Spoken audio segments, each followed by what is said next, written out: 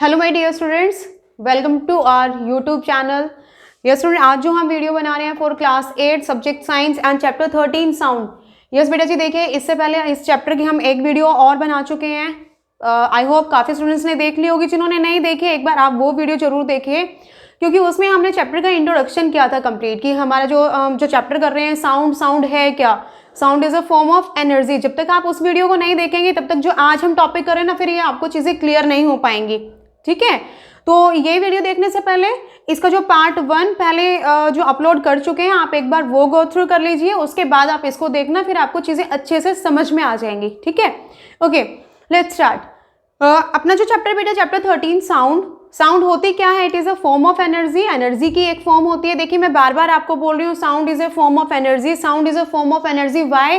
ताकि आप इस चीज़ को याद कर लो, आपकी समझ में आ जाए कि साउंड एनर्जी की एक ऐसी फॉर्म है जो क्या करती है, जो हमारे ईयर्स में एक वाइब्रेशन कॉज करती है। ठीक है, साउंड एनर्जी ही क्या है, वो वाइब्रेशन बनाती है। मीन्स जो चीज़ें वाइब्रेट करती हैं वहाँ साउंड प्रोड्यूस होती है। तो जब ये एनर्जी हमारे ईयर्स में एंटर करती है तो उसकी वजह से क्या होता है, हमें सुनाई देता है। ठीक है, तो अब हम ये जो चैप्टर में कर रहे हैं ना कि साउंड एनर्जी जो है वो एक जगह से दूसरी जगह पे ट्रांसमिट कैसे होती है, एक जगह से किसी दूसरी जगह पे जाती कैसे, उसी को क्या बोलते हैं, प्रोपेगेशन। ठीक है, प्रोपेगेट करना मतलब साउंड का एक जगह से किसी दूसरी जगह पे जाना। और जब साउंड किसी भी एक जगह से किसी दूसरी जगह पे जाएगी तो किसकी वजह से, मीडियम की वजह से। मीडियम चाहिए उसे ट्रेवल करने के लिए, because without medium sound travel नहीं कर सकती। मीडियम कौन से होंगे ये भी हम कर चुके हैं।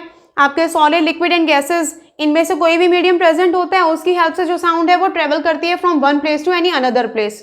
ठीक है, तीनों के अंदर किस तरीके से स्पीड डिफर करती है, ये सारी चीज़ें, मीन्स साउंड की स्पीड कैसे डिफर करती है, ये चीज़ें मैं आपको बता चुकी हूँ। आज जो हम करेंगे प्रोपेगेशन ऑफ साउंड। यस, मैंने आपको ये बता दिया कि साउंड को प्रोपेगेट करने के लिए मीडियम की नीड होती है। ठीक है, चलो ठीक है, बीच में मीडियम है, मीडियम कोई भी आ गया, सॉलिड आ गया, लिक्विड आ गया, गैसेस आ गए, लेकिन वो मीडियम कैसे हेल्प करता है, तो करता कैसे है हम यहाँ देखेंगे। देखिए, जब मैं स्पीक कर रही हूँ या क्लास में जब आप सिटिंग कर रहे होते थे, फ्रंट में आपके टीचर हैं जो बोल रहे हैं कॉन्टिन्यूसली, आप सुन रहे हो। ठीक है, तो उनकी जो आवाज़, उनकी वो जो साउंड एनर्जी आपके ईयर्स तक कैसे पहुँची, या अभी भी आप मुझे सुन पा रहे हो। ठीक है, आप वीडियो देख रहे हो तो वहाँ से आपके जो भी आप डिवाइस अपना यूज़ कर रहे हो, उसके स्पीकर से जो वॉइस, जो साउंड बाहर आ रही है वो आपके ईयर्स तक कैसे पहुँच रही है, उसको एक बार समझने की कोशिश करते हैं। देखिए ये है स्पीकर। ठीक है, कोई भी source of energy mean source of sound energy. ठीक है, कोई भी सोर्स हो सकता है, स्पीकर है या मैं अभी बोल रही हूँ, तो यहाँ पर क्या हो जाऊंगी, सोर्स ऑफ साउंड एनर्जी। कोई भी लिसनर जहां पे सेटिंग कर रहा है, स्टैंड कर रहा है, ये उसका ईयर। ठीक है, जो लिसनर है, जो सुनेगा, सुनने वाला। बीच में इधर देखिए, जब कोई चीजें अगर हमें नजर नहीं आ रही है तो भी क्या है, एयर है, एयर पार्टिकल्स तो प्रेजेंट है ना, तो यहाँ पर हमारी जो एयर है वो काम करेगी मीडियम का। अब किस तरीके से मीडियम का काम करेगी, आप एक बार ये समझने की कोशिश करिए। देखिए, जब स्पीकर से साउंड एनर्जी बाहर आती है तो यहाँ पर जो एयर पार्टिकल्स होते हैं, देखिए बहुत सारे एयर पार्टिकल्स हैं। हम यहाँ पर है ना एयर पार्टिकल्स के सेट की बात करेंगे, जैसे उनका एक ग्रुप बना करके हम उसकी बात करते हैं। आपको ये जो डॉट लाइंस नजर आ रही है ना, तो आपको ये इमेजिन कर लीजिए इसको कि ये क्या है, साउंड पार्टिकल्स हैं। ठीक है, तो इस तरीके से साउंड एनर्जी जैसे ही बाहर आई, सबसे पहला जो सेट होगा यहाँ पर किसका, एयर पार्टिकल्स का। तो साउंड एनर्जी क्या करेगी, उसके साथ जैसे ही वो कांटेक्ट में आएंगे वो उसके साथ कोलाइड होंगे, टकराएंगे, तो ये साउंड एनर्जी जो पार्टिकल्स है वो कैरी कर लेंगे। ठीक है, कैरी नहीं कर लेंगे तो इनके अंदर वाइब्रेशन आएगी। ठीक है, कोई भी आपको पीछे से कोई पुश करता है तो आप आगे की तरफ मूव करते हो ना, आगे की तरफ मूव करने के आप फिर बैक साइड में मूव करते हो। तो इन पार्टिकल्स के साथ कुछ ऐसा ही होता है, पीछे से जैसे ही साउंड एनर्जी इनको पुश करती है, इनके साथ वो कोलाइड करती है, तो इनके अंदर क्या होता है, वाइब्रेशन आती है, ये आगे की तरफ वाइब्रेट करते हैं। ठीक है, जब ये वाइब्रेट करेंगे तो इनकी एनर्जी को लेकर के वाइब्रेट करेंगे। अब ये वाले पार्टिकल जब इनको एनर्जी मिल गई है, अभी आगे की तरफ मूव होंगे। ठीक है, तो फर्दर इनके आगे वाला जो सेट होगा अभी उसके साथ कोलाइड होंगे। अब जैसे ये इसके साथ कोलाइड होंगे, देखो ये पार्टिकल को तो आगे की तरफ जाएगा, लेकिन ये जो इसके साथ कोलाइड हो रहे थे वो एक बार फिर क्या होंगे, वापस आएंगे। ठीक है, आपने देखा होगा ना असेंबली में जब आप लाइन में खड़े होते हो और पीछे से कोई भी नॉटी स्टूडेंट किसी को पुश करता है तो पीछे वाले जो स्टूडेंट्स होते हैं वो कंटिन्यू एक दूसरे के साथ पुश होते हुए आगे की तरफ मूव करते हैं। एक बार आगे जाते हैं उसके बाद फिर क्या होता है, पहले पीछे से तेज से धक्का आया, वो आगे की तरफ गए, फिर वो पीछे जाते हैं। तो ऐसे ही जब यहाँ पर कॉलिजन होता है ना, एक बार पार्टिकल आगे जाते हैं फिर बैक साइड में, तो इस तरीके से बैक एंड फोर्थ मूवमेंट होती है यहाँ पर पार्टिकल्स की। और ऐसे ही पार्टिकल एक दूसरे के साथ कोलाइड होते होते धीरे धीरे धीरे क्या होता है, जो भी यहाँ पर लिसनर है वहां तक वो पूरी साउंड एनर्जी को धीरे धीरे वहां तक प्रोपेगेट करने में हेल्प करते हैं। ठीक है, ओके। अभी देखो मैंने यहाँ पर इन 2 वर्ड्स यहाँ पे अलग से लिखे हैं, एक कंप्रेशन लिखा है, दूसरा रेयरफेक्शन। अब होता क्या है ये कंप्रेशन एंड रेयरफेक्शन? देखिए बेटा, जब भी कोई पार्टिकल अपने आगे वाले पार्टिकल के साथ कोलाइड होगा तो पार्टिकल्स क्या होंगे, एक दूसरे के क्लोज आएंगे। मीन्स यहाँ पर जो पार्टिकल्स की डेंसिटी होगी वो ज्यादा होगी। ठीक है, जब पार्टिकल एक दूसरे के साथ कोलाइड हो रहे हैं, टकरा रहे हैं, तो क्या होगा, उनके बीच में जो गैप है वो कम हो जाएगा ना, वो एक दूसरे के क्लोज आ जाएंगे, उसे बोलते हैं कंप्रेशन। ठीक है, ओके। अब जब ये एक दूसरे के साथ कोलाइड हो गए, सेम अब आगे मूव करेंगे। अब जो इसके साथ कोलाइड हुए, जो आगे टकराए वो तो क्लोज आ गई, लेकिन जो बैक साइड में फिर से मूव करेंगे तो क्या हो जाएगा, यहाँ पे गैप आ जाएगा, तो उसको क्या बोलेंगे, रेयरफेक्शन। तो अपनी जो साउंड एनर्जी होती है ना, वो इसी तरीके से, इसी प्रोसेस से वो आगे प्रोपेगेट करती है। ठीक है, आई होप आपको समझ में आ गया होगा कि जो साउंड है वो किस तरीके से प्रोपेगेट करती है। जो साउंड है वो बैक एंड फोर्थ मोशन करते हुए जो एयर पार्टिकल्स मीन जो भी वहां पर मीडियम यूज हो रहा है, हम एयर की बात कर रहे हैं, तो एयर मीडियम के जो पार्टिकल्स हैं वो साउंड एनर्जी को कैरी करेंगे, आगे वाले के साथ कोलाइड होंगे, उसको अपनी जो एनर्जी है वो उसको ट्रांसफर कर देंगे। ठीक है, जैसे ही आगे वाले ने एनर्जी ली, वो उसके साथ जो कोलाइड हुआ था वो वापस थोड़ा सा पीछे आ जाएगा। अब जो वो कोलाइड हो रहे हैं, एक दूसरे के क्लोज आ रहे हैं, वो तो क्या हो जाएगा, कंप्रेशन। और जब वो एक दूसरे से दूर जाएंगे, बीच में गैप आएगा, उसे बोलेंगे रेयरफेक्शन। और इसी तरीके से जो प्रोसेस है ना वो कंटिन्यू चलता रहता है, कभी कंप्रेशन, रेयरफेक्शन, फिर कंप्रेशन, रेयरफेक्शन। और इसी वे में जो साउंड एनर्जी है वो प्रोपेगेट करते हुए जो भी लिसनर होगा उस तक पहुंच जाती है। ठीक है, ओके। ये है अपना कंप्लीट प्रोसेस, मैंने आपको बताया प्रोपेगेशन ऑफ साउंड।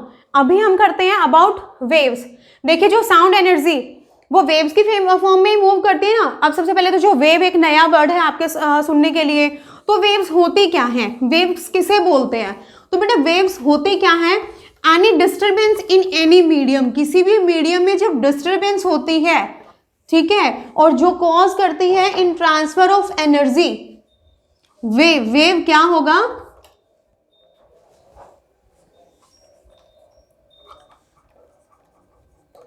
वेव होता है any disturbance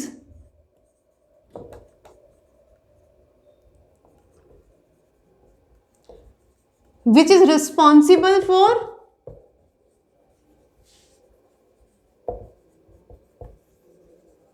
transmission of energy.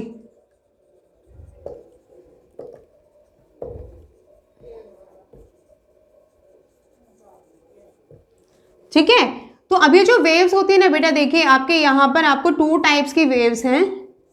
एक होती है लॉन्गिट्यूडनल,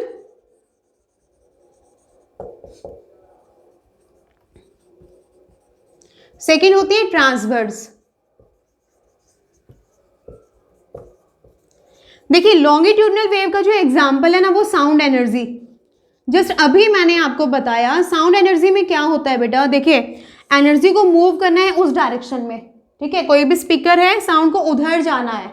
ठीक है, तो एनर्जी का जो ट्रांसफर मीन्स उसके जो डायरेक्शन है वो इधर की तरफ है ना। और अब इसके अंदर जो पार्टिकल जो उस एनर्जी को लेके जाने में हेल्प करेंगे, वो भी कैसे मूव कर रहे थे, एक बार आगे जा रहे हैं, फिर पीछे आ रहे हैं, फिर आगे जा रहे हैं, पीछे आ रहे हैं, आगे पीछे, इस तरीके से डायरेक्शन किधर चल रही है, उसी तरफ। पार्टिकल्स भी ऐसे ही आ रहे हैं। ठीक है, वो कभी एक बार पैरेलल आ रहे हैं उसके, कभी एंटी पैरेलल मतलब है तो पैरेलल ही लेकिन ऑपोजिट डायरेक्शन में। लेकिन है क्या, डायरेक्शन इसी तरीके से चला हुआ है। जैसे हम स्प्रिंग को करते हैं कि स्प्रिंग को आप स्ट्रेच करके और फिर आप एकदम से छोड़ते हो, तो स्प्रिंग के अंदर ऐसे वाइब्रेशंस आती है ना। तो ये जो प्रोसेस होता है मीन्स इस तरीके से जो वेव्स मूव करती है ना, उनको बोलते हैं लॉन्गिट्यूडनल वेव्स। ठीक है, सिंपल सा क्या है, जिस डायरेक्शन में एनर्जी का फ्लो होगा उसके जो पार्टिकल्स होंगे वो भी उसी डायरेक्शन में मूव करेंगे। ठीक है। तो इस तरीके की जो वेव्स होती है ना उनको हम बोलते हैं यहाँ पर लॉन्गिट्यूडनल वेव्स। सेकेंड होती है ट्रांसवर्स वेव्स। ट्रांसवर्स वेव्स में क्या होता है बेटा, साउंड एनर्जी इधर मूव करेगी, लेकिन जो पार्टिकल्स होंगे ना उनकी जो मूवमेंट होगी उनकी डायरेक्शन सीधे होने की बजाय अप एंड डाउन होगी। ठीक है, एक बार जो पार्टिकल है वो ऊपर जाएंगे, फिर नीचे आएंगे, ऊपर जाएंगे, नीचे, और इस तरीके से वो अप एंड डाउन मूव करते हुए उस डायरेक्शन को फॉलो करेंगे। ठीक है, तो इस तरीके की जो ये मूवमेंट होती है ना वो होती है वाटर वेव्स में। ठीक है, तो ऐसी वेव्स जिसके अंदर साउंड एनर्जी, जिसके अंदर जो एनर्जी होगी, जिस डायरेक्शन में एनर्जी मूव करेगी ना उसके पार्टिकल्स उसके परपेंडिकुलर मूव करते हुए आगे की तरफ चलेंगे। ठीक है, तो इस तरीके की जो वेव्स होती है ना उन्हें बोलते हैं ट्रांसवर्स वेव्स। आपने देखा होगा ना ठहरे हुए पानी में अगर हम पत्थर फेंकते हैं तो वहां पर पानी के अंदर क्या होता है, वाटर के अंदर लहरें बनती हैं, वेव्स बनती हैं, बहुत अच्छी सी वो रिंग्स आपको नजर आती हैं। पत्थर आपने फेंका, उसके चारों तरफ ऐसे रिंग्स बनेगी, एक के बाद एक के बाद एक, और उसमें फिर अगर हम वाटर की मूवमेंट को देखते हैं वाटर ऐसे ही नजर आता है, अप एंड डाउन मूव करते हो और बाहर की तरफ। ठीक है, तो इसमें क्या हो रहा है, वाटर की जो डायरेक्शन है वो आउटसाइड है और उसके जो पार्टिकल्स वो कैसे जा रहे हैं, एक बार ऊपर जा रहे हैं, नीचे जा रहे हैं, यानी कि डायरेक्शन, ये आपके जो एनर्जी है उसकी डायरेक्शन उसके मूवमेंट की, और पार्टिकल्स क्या जा रहे हैं उसके परपेंडिकुलर, एक बार ऊपर एक बार नीचे। ठीक है, कभी पार्टिकल इधर आएंगे, कभी नीचे आएंगे, फिर ऊपर आएंगे, नीचे आएंगे, और इस तरीके से मूव करते करते वो अपनी डायरेक्शन को फॉलो करते हैं। तो ये होता है ट्रांसवर्स वेव। ठीक है, शायद आपको समझ आ गया होगा। आप ये वीडियो देखने के बाद में एक बार अपनी बुक की रीडिंग जरूर करना, वो बहुत जरूरी है। जब तक आप रीडिंग नहीं करेंगे तो आपको जो चीजें ना वो क्लियर हो नहीं पाएंगी। यहाँ पर सिर्फ क्या है कि हम आपके कॉन्सेप्ट को क्लियर करने में ही हेल्प कर सकते हैं, कि आपको समझ में आ जाए, आपके लिए चीजें आसान हो जाए। ओके, अब क्या है बेटा, इसमें हम बात करते हैं ऑसिलेशंस। मींस यही जो आपकी वेव्स हैं ऑसिलेशंस, इनको जब हम ग्राफिकल रिप्रेजेंट करते हैं तो कैसे रिप्रेजेंट करते हैं। तो अब उस चीज को समझाने के लिए ना मैं आपको पेंडुलम वाला ही एग्जांपल देती हूँ। पेंडुलम में आपने देखा था, पेंडुलम में क्या होता है, एक थ्रेड के साथ मेटल बॉल जो है वो बंधा हुआ होता है, एक रिजिड किसी भी सरफेस के साथ उसको हैंग कर देते हैं। जब आपका पेंडुलम रेस्ट में है तो उसे बोलते हैं मीन पोजीशन। अब आपका पेंडुलम अगर ऑसिलेट करता है, पेंडुलम में क्या होता है, ऑसिलेशंस होती है ना, टू एंड फ्रो मोशन होता है, तो ये ऑसिलेट करेगा, एक बार आपका पेंडुलम इधर आएगा, एक बार इधर आएगा। ठीक है, ये क्या हो जाएंगे, इसके एक्सट्रीम पोजीशंस हो जाएंगे, एक्सट्रीम पोजीशन जिसको हम बोलते हैं। डिनोट कर लेते हैं, ये ए हो गया, बी, और फिर आपका सी। एक बार क्या हो रहा है, आपका जो पेंडुलम इधर से इधर जाता है, यानी कि ऊपर जाता है। ग्राफिकली इसको रिप्रेजेंट करने की कोशिश करते हैं। देखो, जब भी आप ग्राफ डिनोट करते हो, ग्राफ आप ड्रॉ करते हो, तो उसमें हम क्या करते हैं, एक आपके पास वाई एक्सेस होता है, एक एक्स एक्सेस होता है। वर्टिकल होता है वाई एक्सेस, हॉरिजॉन्टल होता है एक्स एक्सेस। तो ये आपका एक्स एक्सेस पे हम बात करेंगे, ये आपका वाई एक्सेस हो गया। देखो, जब भी हम स्टार्ट करते हैं तो ओरिजिन पॉइंट से, सेंटर से, ओ से स्टार्ट करेंगे ना, तो यहां से देखते हैं आपका पेंडुलम क्या कर रहा है, मीन पोजीशन। ये जो लाइन है ना एक्स एक्सेस, उसको हम क्या मान के चलेंगे कि ये हमारी मीन पॉइंट है, मीन पोजीशन है। ठीक है, पहले आपका पेंडुलम इधर है, पेंडुलम क्या कर रहा है, ऊपर की तरफ मूव कर रहा है। ऊपर की तरफ मूव करेगा तो आप अपने पॉइंट्स को जब मेजर करेंगे तो आपके पास क्या आएंगे, पॉइंट्स यहाँ ऊपर आएंगे। मैक्सिमम पॉइंट तक पहुंच गया, कहाँ पे, एक्सट्रीम पॉइंट पे। स्टार्ट किया था हमने ए से, पहुंच गया पेंडुलम कहाँ पर, बी पर। अब बी पर जाने के बाद क्या करेगा, अब वो वापस आएगा किधर, मीन पोजीशन पर। ठीक है, ये आ गया मीन पोजीशन पे। कौन सी पोजीशन, ए पॉइंट। अब ए से पेंडुलम दोबारा ऑसिलेट करता है बैक साइड में। अब बैक साइड में जाएंगे नहीं, ये नेगेटिव डायरेक्शन हो रही है ना, तो आपके देखिए क्या होता है, एक्स एक्सिस में ये पॉजिटिव, इधर नेगेटिव, ऊपर आपका पॉजिटिव और नीचे क्या होगा, नेगेटिव। तो अब पेंडुलम आ रहा है बैक साइड में, यानी कि नेगेटिव डायरेक्शन में। ये आ गया। मैक्सिमम कितनी हाइट तक बैक साइड में जाएगा, मैक्सिमम हाइट यहाँ आ जाएगी। कौन से पॉइंट आ गया, ये सी पॉइंट। सी से अगेन मीन पोजीशन पे। ठीक है, इधर। तो इस तरीके से क्या हो गया, ये हमारे पेंडुलम की एक ऑसिलेशन कंप्लीट हो गई। वन ऑसिलेशन उसी को बोलते हैं ना, जब पेंडुलम अपनी मीन पोजीशन से स्टार्ट करता है बी पॉइंट पे, सी पे और दोबारा ए पे, वन ऑसिलेशन कंप्लीट हो गई। तो उसी वन ऑसिलेशन को हमने क्या किया, ग्राफ के ऊपर रिप्रेजेंट कर दिया। अब देखिए बेटा, ये जो ग्राफिकल रिप्रेजेंटेशन आ गई है, यहाँ पर ये जो वन ओसिलेशन, या आप उसको वन वेव भी बोल सकते हो, वन वेव। और इस वेव में इसके यहाँ से लेकर के, इसे मेन पोजीशन से आपने स्टार्ट किया था ना, और फिर आपके ऑसिलेशन कंप्लीट हो रही है इधर, तो अगर हम इसे मेजर करेंगे तो ये क्या हो जाएगी, वेवलेंथ। आपकी जो वन वेव है उसकी वेवलेंथ कितनी लंबी है वो किससे डिनोट करेंगे, ये इसका सिंबल होता है, बोलते क्या है इसको, लैम्डा। ठीक है, लैम्डा इसको बोलते हैं, ये इसका सिंबल हो जाएगा। ओके, अब देखिए जो इसमें इंपॉर्टेंट चीज है आपको अच्छे से समझनी है। एक वर्ड आपको यहां पे क्या मिल रहा है, एम्पलीट्यूड। एम्पलीट्यूड क्या होता है, मैक्सिमम डिस्प्लेसमेंट। आपका पेंडुलम मैक्सिमम कितना डिस्प्लेस करता है, कहां से, अपनी मेन पोजीशन से। डिस्प्लेसमेंट कहां किया उसने, यहां किया ना, तो हम कहां देखेंगे, ये मेन, आपके मेन पोजीशन, और मेन पोजीशन से आपकी वेव की यहां पर जो मैक्सिमम ये डिस्प्लेसमेंट आ जाएगी उसे हम बोलते हैं एम्पलीट्यूड। ठीक है, तो एम्पलीट्यूड क्या हो जाएगा, maximum displacement of one wave और मैक्सिमम डिस्प्लेसमेंट ऑफ ऑसिलेशन, वो होता है एम्पलीट्यूड। ठीक है, नाउ टाइम पीरियड।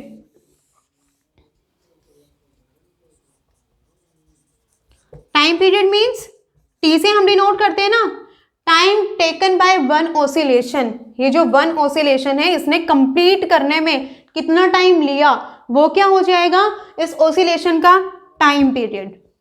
ठीक है, फिर से बता रही हूं, वन ऑसिलेशन कंप्लीट होने में कितना टाइम लेती है वो उसका हो जाएगा टाइम पीरियड। ठीक है, एक और नेक्स्ट है यहां पर हमारे पास फ्रीक्वेंसी। फ्रीक्वेंसी क्या होती है, देखिए फ्रीक्वेंसी क्या हो गई, 1 सेकेंड में कितनी नंबर ऑफ ऑसिलेशंस मूव करती हैं वो होती है फ्रीक्वेंसी। ठीक है, मान लो कि आप 1 सेकेंड में आप ऑब्जर्व कर रहे हो, तो 1 सेकेंड के अंदर कितनी वेव्स इस तरीके से मूव करेंगी यहाँ पे, वो क्या हो जाएंगी, फ्रीक्वेंसी हो जाएगी। ठीक है, तो अभी मैंने जो आपको बताया है वो आपको एक तो हो गया है हमारा एम्पलीट्यूड। एम्पलीट्यूड क्या हो जाएगा, maximum displacement of oscillation from main position. Second हमने क्या किया यहाँ पर, टाइम पीरियड। टाइम पीरियड क्या होता है, time taken by pendulum to complete one oscillation. Pendulum ने अपनी वन ऑसिलेशन कंप्लीट करने में कितना टाइम लिया, वो उसका टाइम पीरियड हो जाएगा। उसके बाद हमने यहाँ पे क्या किया है, आपका फ्रीक्वेंसी। फ्रीक्वेंसी क्या होगा, 1 सेकेंड में कितनी नंबर ऑफ वाइब्रेशंस पास हो जाती है, मूव करती हैं, वो क्या हो जाएगी, उसकी फ्रीक्वेंसी हो जाएगी। ओके, अब यहाँ पर हमारे पास जो नेक्स्ट टॉपिक आता है आज के लिए, जो हम लास्ट टॉपिक करेंगे, relation between frequency and time period. I hope आपको जो टॉपिक है वो समझ आ रहा होगा। आज जो हम अभी यहाँ पे लास्ट करेंगे, relation between frequency and time period.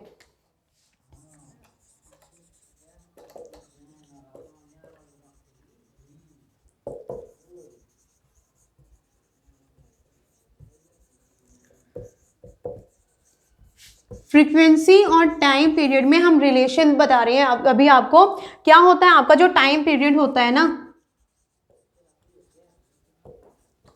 That is equals to 1 frequency. आपको ये लर्न रखना है। टाइम पीरियड और फ्रीक्वेंसी में क्या रिलेशन हो जाएगा, time period is equals to 1 frequency, और आप इसको इनवर्सली भी बोल सकते हो। ठीक है, तो टाइम पीरियड है वो इक्वल हो जाएगा 1 फ्रीक्वेंसी। ये रिलेशन होता है आपके फ्रीक्वेंसी और टाइम पीरियड में। ठीक है, ओके, आई होप आपको बेटा जी आज का जो टॉपिक है वो आपको समझ में आया होगा।